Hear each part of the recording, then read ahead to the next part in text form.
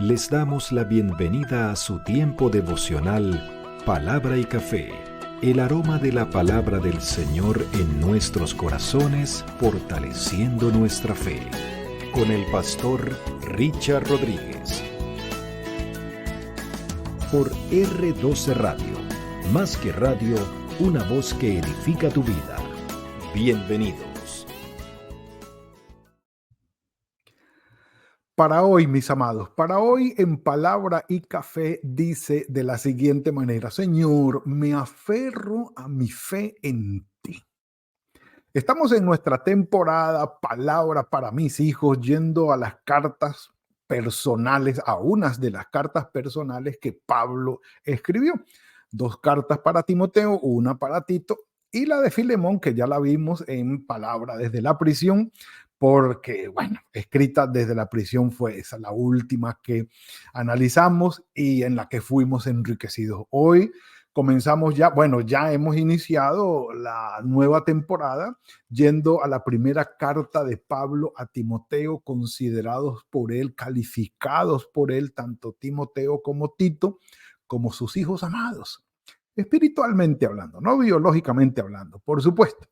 Pero aparte de esto, son cartas que entendemos, aparte de ser Tito y Timoteo, hijos amados de Pablo, eran hombres de ministerio, de llamado, de pastorado, de una responsabilidad que tenían al estar a cargo de iglesias. Así que las cartas de Tito, Timoteo y Tito son calificadas también como cartas pastorales, cargadas de normatividad, de instrucciones, todo lo que tiene que ver para el ejercicio ministerial, para el pastorado, y allí vamos a encontrar muchas palabras que tienen que ver con los obispos, el presbiterio, el grupo de ancianos que gobernaban las iglesias, la forma de organizar las disciplinas, buena doctrina, todo esto que tiene que ver con el ejercicio pastoral dentro de las iglesias. Así que sin más,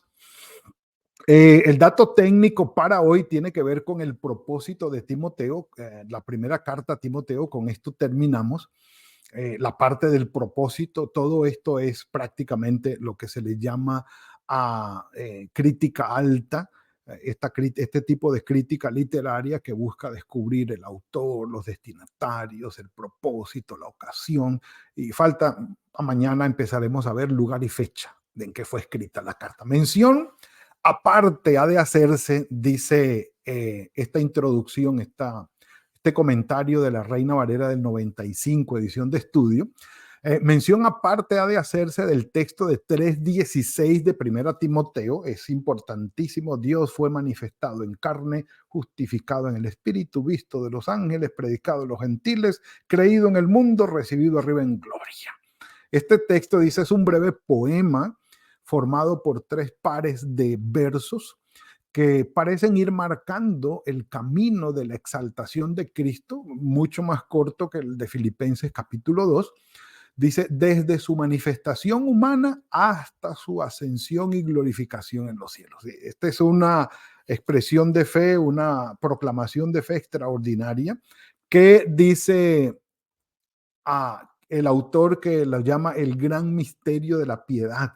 Y sí, dice Pablo, indiscutiblemente grande es el misterio de la piedad, 2 puntos, y arranca.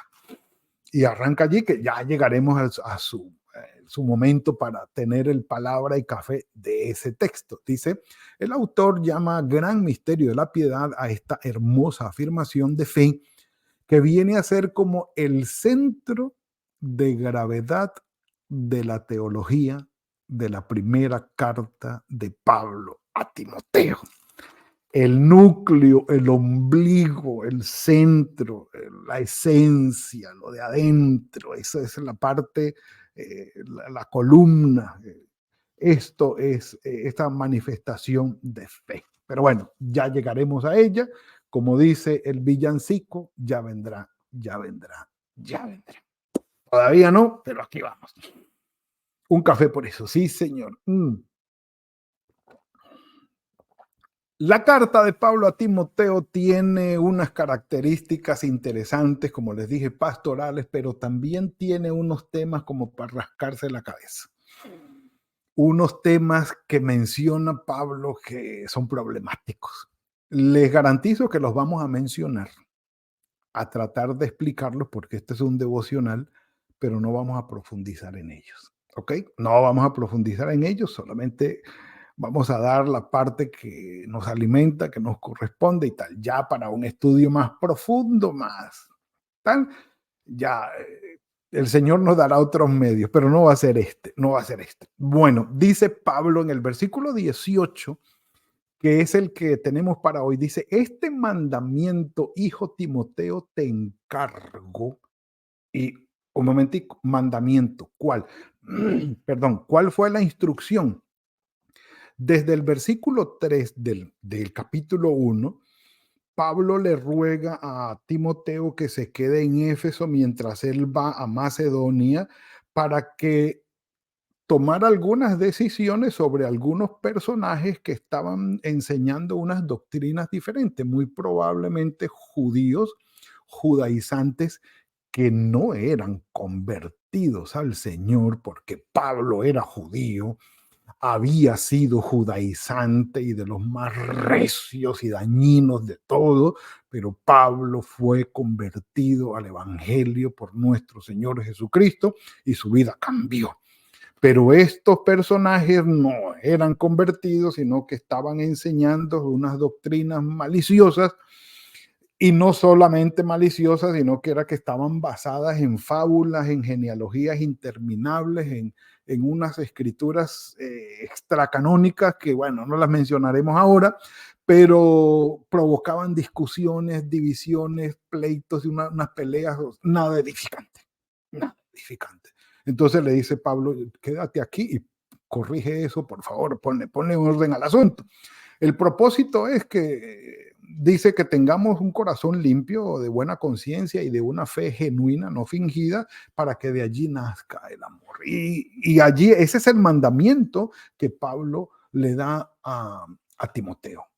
Quédate allí. Entonces dice, este mandamiento, hijo Timoteo, te encargo para que conforme a las profecías que se hicieron antes en cuanto a ti, milites por ellas la buena milicia. Y uno dice, ¿qué profecías? Capítulo 4, versículo 14, dice, no descuides, capítulo 4, versículo 14 de la primera carta a Timoteo. Allí podemos tener una aclaración acerca de esto. Dice capítulo 4 de la primera carta a Timoteo, pasen la página nada más, los que tengan allí la Biblia, dice, no descuides el don que hay en ti, le dice Pablo a Timoteo, que te fue dado mediante profecía. Había profetas en la iglesia cristiana del primer siglo que se reunieron para tener la ceremonia de ordenación y dedicación al ministerio de Timoteo. Impusieron las manos sobre ellos, aquellos ancianos, aquellos profetas, aquellas personas, pastores que había en la iglesia, impusieron las manos sobre Timoteo para ordenarlo al ministerio, y dice, el don que hay en ti, que es un regalo del Señor, aparte de la salvación, el llamado al pastorado y la dedicación al pastorado, que te fue dado mediante profecía. Entonces dice Pablo a Timoteo, este mandamiento, hijo Timoteo, te encargo para que conforme a las profecías que se hicieron antes en cuanto a ti, y ya sabemos de qué está hablando Pablo, milites, pelees por ellas. O sea, Pablo insiste en que la vida cristiana no deja de ser una lucha entre los que ya conocimos del Señor y podemos identificar y discernir qué es lo que no está de acuerdo con la voluntad de Dios, tanto afuera de nuestros cuerpos como en nuestros cuerpos, sí, porque los hay, esa carnalidad que hay en nosotros que nos inclina hacia hacer el mal, pero nosotros decimos, no, para allá no puede ser, por favor, corrígete, muévete a favor de la voluntad de Dios. Y tenemos esa lucha, y también afuera hay esos estímulos y todas esas llamadas que nos hace el mundo y la gente del mundo para que vayamos en contra de la voluntad de Dios y a favor de la corriente del mundo. Y es una lucha cristiana. Mi padre escribió una poesía que se llama La lucha del cristiano. Y entonces allí él, digamos que describe lo que significó para él esa lucha como tal. Y Pablo, obviamente tomando la figura de Pablo cuando dice, toma todo esto y para que milites por ella, es decir, para que luches por ella y tengas una buena batalla. Y creo que nos identificamos con Pablo y con Timoteo, porque Pablo lo dice en Romanos capítulo 8, ¿sí? En los primeros, en el capítulo 7, en todo el capítulo 7, esa lucha que tenemos a conciencia contra el pecado, y también con Timoteo, que está en lucha, también está en batalla, no solamente a nivel personal, sino también con aquellos otros personajes. Pero la lucha es genuina, y hay que pelearla. No nos debemos ganar. Ay, Señor, y un café por eso. Pero entonces, dice Pablo, versículo 19, manteniendo la fe y buena conciencia. El manteniendo no es tanto como manteniendo, en realidad es agarrando, ¿sí? Tomando, pero no es solamente agarrar como voy a agarrar este vaso y lo tomo y ya. No, no, no. El término es agarrar con fuerza, como aferrándose haciéndose de, y eso es un agarrarse, es decir, esto es mío, aquí estoy, aquí me quedo, y lo tomo para mí tan en serio que lo encarno, y esto es mío y por esto vivo, y aquí tengo que luchar, y los que no crean, no quieran o estén en contra, listo, créanlo y estén en contra, pero vamos a luchar, porque esto es lo mío. Entonces, el término manteniendo es más bien muy suave. La traducción manteniendo es aunque está bien, o sea, no es tan mal la traducción, solamente que es muy suave para manifestar el espíritu del griego cuando habla de aferrarse o agarrarse, porque ya van a ver la contraposición en el próximo versículo, en la frase siguiente, perdón. Entonces, hay que aferrarse a la fe y al buen conocimiento que se tiene de las cosas guiada por Dios o guiado por Dios, ese conocimiento que se traduce como buena conciencia. No es como, no, yo tengo, perdón, yo tengo una buena conciencia. No, no, no, no es eso. Estamos hablando de un conocimiento bueno, agradable, es decir, benévolo, genuino, de bondad, y un conocimiento de calidad también en Dios y de las cosas de Dios, lo cual yo voy a vivir. Esa es la buena conciencia, ¿sí? Eso no es que yo tenga una conciencia tranquila y puedo, no, no, no, no es eso. Entonces, Pablo dice, aferrándome a esa fe, y es algo que nosotros tenemos que hacer. Por eso Pablo dice, no descuides el don que hay en ti, y nosotros debemos ocuparnos de nuestra salvación con temor y temblor. Es decir, una vez que compramos el carrito, bueno, pues cuidémoslo, lavémoslo, hagámosle el mantenimiento. ¿verdad? Sí, pues yo puedo comprar mi carrito y es una bendición, y descuidarlo por completo. Para tenerlo lo voy a descuidar por completo, pero dice Pablo, manteniendo la fe y la buena conciencia. Pero entonces, aparte de ese desafío para nosotros, que parte de eso es alimentarnos palabra y café todos los días, sábado y domingo, iglesia, dice, por desecharla, algunos naufragaron en cuanto a la fe. Aquí ya no la agarraron, sino que la alejaron de sí, la desecharon, la rechazaron, y ese es exactamente el término en griego. Que son Himeneo y Alejandro, Sí, Hymen, que es del dios griego del matrimonio, y Alejandro, el defensor de los hombres, quienes eran, dicen, según la historia, unos judíos que no se habían convertido al Señor y eran los que andaban armando el parampampán del versículo 3 del capítulo 1. Eran los que andaban con genealogías, con diferentes doctrinas y armando que zafarrancho de discusiones y dividiendo a la gente. Entonces dijo, anda y ponle orden a esa gente. Y ya dijo, cuando dice aquí algunos, ya no dice algunos. Miren, los algunos que mencioné son Himeneo y Alejandro. No son convertidos. Es decir, esos son un Pablo antes, el Saulo antes de ser convertidos, pero armando el despelote. Ahí en la iglesia. Con todo ese poco de doctrinas y cosas. Entonces dice Pablo, yo los entregué a Satanás, los excomulgué para que aprendan a no blasfemar, a no maldecir el nombre del Señor Jesucristo. Y se van, compadre. Ay, ay, ay. Un café por eso. El proceso de excomunión tiene que ver con aquellos no convertidos que han hecho de la vida cristiana una tradición y una costumbre, un ritual costumbrista, pero sin una conversión de corazón, y quieren encontrar algún propósito de reconocimiento, introduciendo malas enseñanzas, desviando la atención, saliéndose del centro del evangelio, causando discusiones y división y malestar en el cuerpo. Prácticamente llegan a ser un tumor en el cuerpo, y ustedes saben lo que hay que hacer con un tumor que se forma en el cuerpo. No son un miembro, no son una parte del cuerpo útil, no, son un tumor. Y el tumor maligno, es decir, que le hace daño a los órganos y a los miembros que están alrededor de él. Entonces el tumor hay que extraerlo, porque no es miembro, no es parte del cuerpo, no es natural, no está bien.